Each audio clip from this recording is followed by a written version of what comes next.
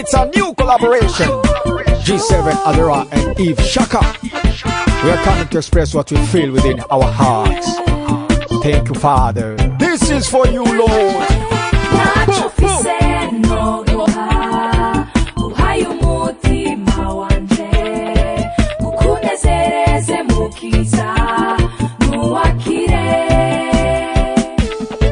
naco mfise noguha uhaye umutima wanje ukunezereze mukiza nuwakire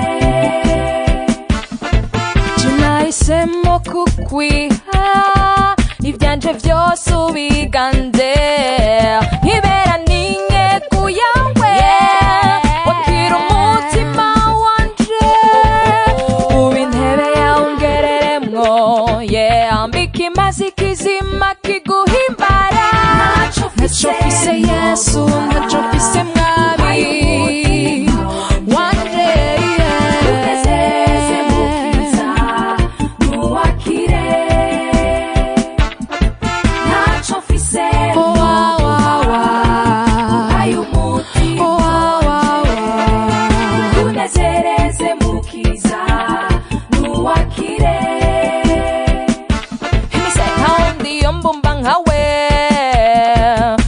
mpamvu adora mwishikaniye hejuru ya vyose ntaco ndorona gushikanira kibirengeye amahoro n'imbabazi zawe bihumuriza umutima wanje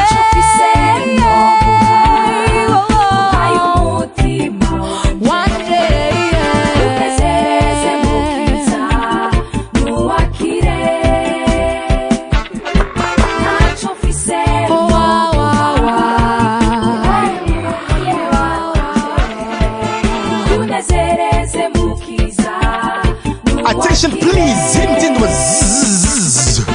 I not press the most sign, God for the things is done in my life. Jack, son is begotten, son across the die and pay the price. Jesus gives living sacrifice, my soul is sanctifies this. Where the happy present deserve to get the prize. I and I just prepares me a table in a mirror his eyes. No matter Babylon talk and talk.